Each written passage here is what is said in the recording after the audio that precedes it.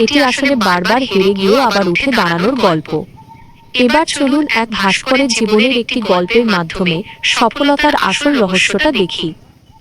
গল্প পাথরের কান্না ও মূর্তির হাসি। এক বিখ্যাত ভাস্কর রাস্তার ধারে পড়ে থাকা দুটি বড় পাথরখণ্ড বাড়িতে নিয়ে এলেন।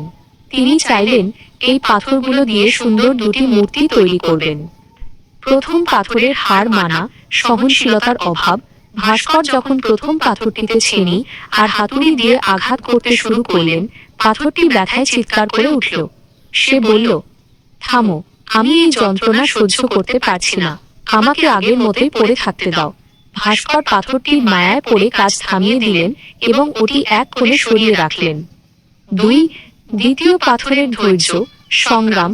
এবার ভাস্কর দ্বিতীয় পাথরটিতে কাজ শুরু করলেন। হাতুড়ির প্রতিটা ঘায়ে পাথরটি প্রচণ্ড কষ্ট পাচ্ছিল, কিন্তু সে মনে মনে বলল, এখন এই আঘাত সহ্য করলে ভবিষ্যতে আমি এক অনন্য রূপ পাব। সে মুখ বুজে সব যন্ত্রণা সহ্য করল। কয়েক মাস পর সেই সাধারণ পাথরটি একটি অপূর্ব সুন্দর মূর্তিতে পরিণত হল।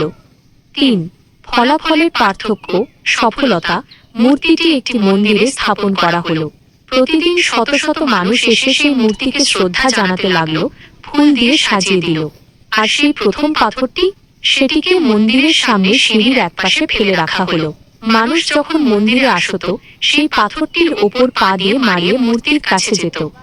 একদিন রাতের আঁধারে প্রথম পাথরটি দ্বিতীয় পাথরটিকে, মূর্তিকে জিজ্ঞেস করল, আমাদের ভাগ্য এত আলাদা কেন? আমরা তো একই পাহাড়ের পাথর ছিলাম।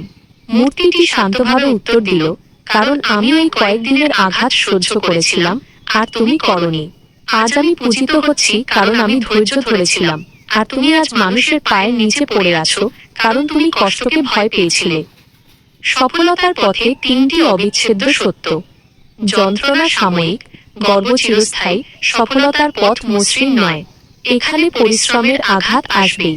যারা এই কষ্ট সহ্য করতে পারে তারাই একদিন সবার উপরে স্থান পায়। দৃষ্টিভঙ্গি, সমস্যাকে বাধা হিসেবে না দেখে নিজেকে গড়ার সুযোগ হিসেবে দেখা উচিত। সময় ও ধৈর্য।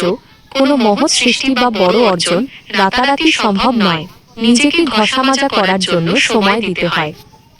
জীবনে বড় কোনো পরিবর্তন আনতে হলে এই ছোট ছোট ধাপগুলো পার করা জরুরি।